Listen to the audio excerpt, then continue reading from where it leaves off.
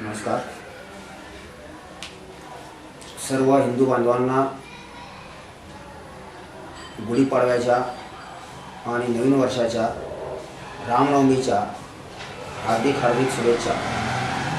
गेल्या वर्षीप्रमाणे यावर्षीही आम्ही समस्त हिंदू बांधवांच्या वतीनं यावर्षी रामनवमी शोभायात्रा येत्या मंगळवारी 4 तारखेला दुपारी 1 वाजता डॉक्टर बाबासाहेब आंबेडकर उद्यानपासून ते छत्रपती शिवाजी महाराज उद्यानपर्यंत आम्ही शोभायात्रा काढणार आहोत. तर समस्त हिंदू बांधवांना माझी एक विनंती आहे की तुम्ही सर्वजण त्या दिवशी तिथं यायचं आहे. कारण या श्रीरामनवमीच्या माध्यमातून आम्हाला सरकारला एक संदेश द्यायचा आहे की जे समस्त हिंदू बांधवांचं अधुरं स्वप्न, जे आमचं अयोध्यामधील भव्य असं राम मंदिर अजून ते अर्धवट आहे, ते अजून सुरू झालेलं नाही आहे.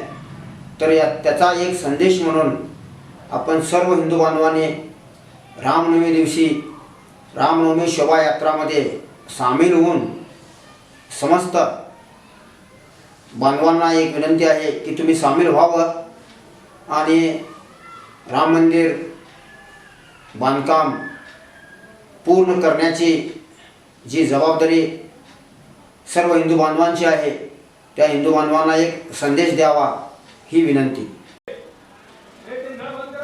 ह्या आमच्या हिंदू राष्ट्रामध्ये आम्हाला आमचे हिंदू सण साजरे करण्यासाठी, आमची रामनवमी शोभायात्रा साजरी करण्यासाठी आम्ही प्रशासनाकडे परमिशन मागितलं असता प्रशासन आम्हाला परमिशन नाकारतं. आम्हाला हे परमिशन घेण्यासाठी हायकोर्टामध्ये जावं लागतं.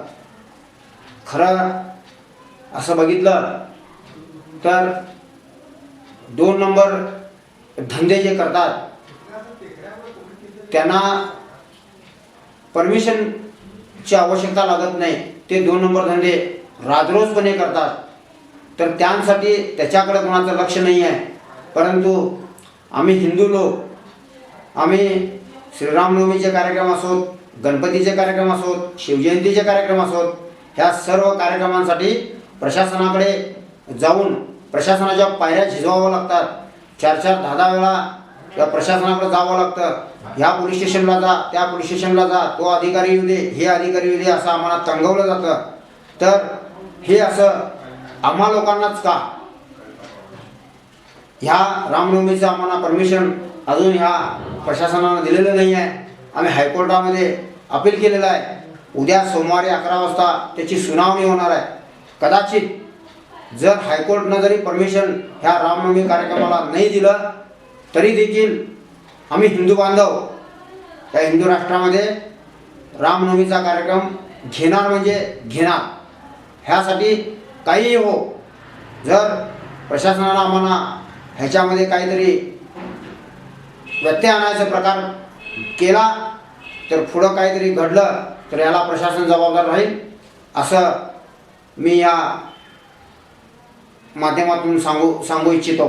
एकही नारा, एकही नाम, जय श्रीराम, जय श्रीराम. भारत माता की जय, हिंदू धर्म की जय. जय श्रीराम, जय जय श्रीराम.